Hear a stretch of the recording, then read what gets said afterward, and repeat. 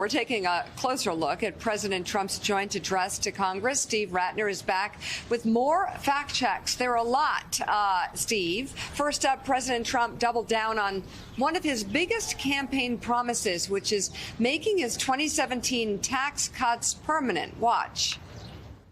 We're seeking permanent income tax cuts all across the board, and to get urgently needed relief to Americans hit especially hard by inflation. I'm calling for no tax on tips, no tax on overtime, and no tax on Social Security benefits for our great seniors. And I also want to make interest payments on car loans tax deductible, but only if the car is made in America. Okay. So, Steve, you say that's impossible to do with the House Republicans' budget proposal.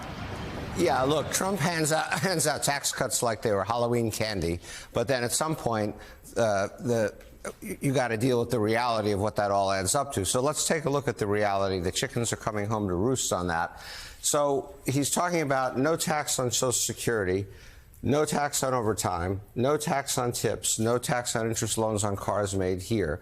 These are billions and billions of dollars of tax cuts. Simply extending his existing tax cuts, the ones that he passed in 2017, down here, would cost over $4 trillion. The House Budget Committee has only allocated $4.5 trillion for all the tax cuts. So you could do this, which he's completely committed to, but how the rest of this happens, including a full deduction of the state and local taxes, it is impossible. This is almost $8 trillion worth of tax cuts. So this is an empty promise. Can't happen, won't happen. And one of the things that drew, well, let's say shock, surprise, some mockery from the address the other night was President Trump, given what you've laid out there, promising to balance the budget. Here's that moment from the address. And in the near future, I want to do what has not been done in 24 years, balance the federal budget. We're going to balance it. Steve, how does he plan to do that? Well, first of all, in his first term, he planned not only to balance the budget, but to pay off all the national debt. That didn't work so well. He added a ton of national debt. But let's look at how it isn't going to work this time. So we are looking in what we call a base case without anything else happening. We are looking at deficits a bit below $2 trillion, going all the way up to $3 trillion over the next 10 years. A total already, these dark green bars, of $20 trillion of additional debt. The budget plan that I just described would add another roughly $2.5 trillion of debt. So instead of balancing the budget and paying down the debt, he's creating more deficits, all these deficits, and adding $22.5 trillion to the debt. All right. So President Trump addressed tariffs the other day and said they would be positive for the auto industry. Deals are being made. Never seen. That's a combination of the election win and tariffs. It's a beautiful word, isn't it? That, along with our other policies, will allow our auto industry to absolutely boom. It's going to boom. Spoke to the majors today, all three, the top people, and they're so excited. Tariffs, he deems a beautiful word. At other times, he said it's his favorite word. And Steve, but we also know yesterday, he's already backed off some of the tariffs for the auto industry. What do your charts say? Well, he may think it's a beautiful word. He may think the auto industry is going to boom. Neither the auto companies nor the stock market see it that way. So here's a chart of stock prices for Ford and General Motors since the inauguration day compared to the overall market. The overall market, we know, has come down, still up here. Ford and General Motors kind of went off a cliff after inauguration, down 10% for General Motors, about 7.5% for Ford. And here's a quote from the Ford CEO before yesterday: tariffs will blow a hole in the industry that we have never seen. And so he said in his speech just now that he had spoken to all three automakers and they were happy. Well, a day later, they called the White House and said, no, we're really not so happy. We need you to at least pause these tariffs and hopefully get rid of them. So Trump also touched on how tariffs, a different set of tariffs, may affect America's farm workers. Let's listen to some of that. Our new trade policy will also be great for the American farmer. I love the farmer.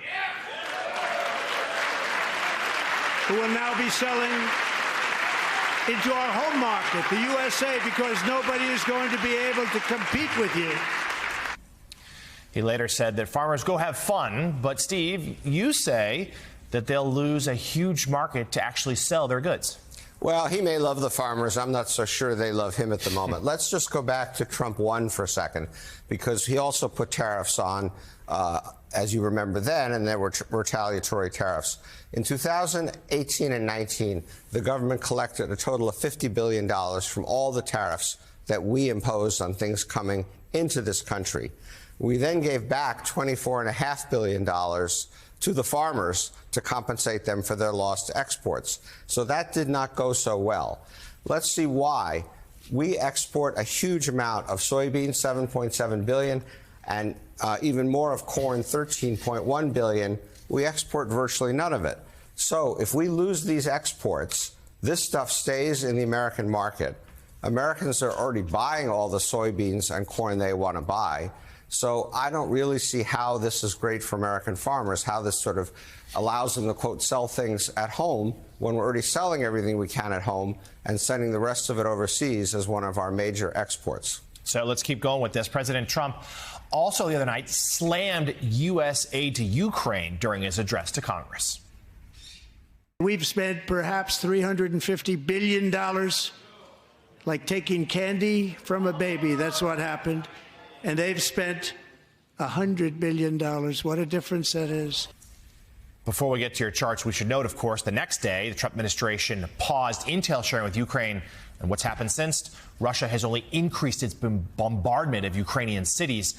Now, Ukraine tries to defend itself with less information. But, Steve, turning back to what the president said the other night, talk to us there about your chart. This is one of the most weird and surprising ones, Jonathan. He's used those figures over and over and over again. He's been corrected by me and 100 other people over and over and over again, and he still keeps using it. So we'll try one more time. Maybe he's watching. Maybe someone will finally get him to say what is actually true. He claims $350 billion spent by the U.S. in Ukraine. The real number, $120 billion, and as you say, paused.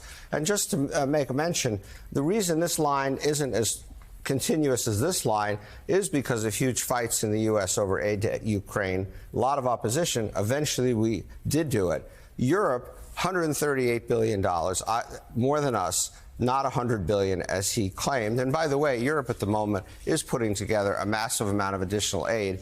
And as you just alluded to, we are cutting back on what we are doing for the Ukrainians. And lastly, President Trump touted Elon Musk's Department of Government Efficiency during his address. Here's what Trump claimed. We found hundreds of billions of dollars of fraud. All right, Steve, has Doge found anywhere near as much fraud as Trump claims? Well, it was kind of mind-numbing the other night to listen to Trump list those programs one by one that he's found and make fun of them and so forth. They were only in the millions of dollars. And when you actually add up everything Doge has claimed and also the Doge reality, you get to a very different picture.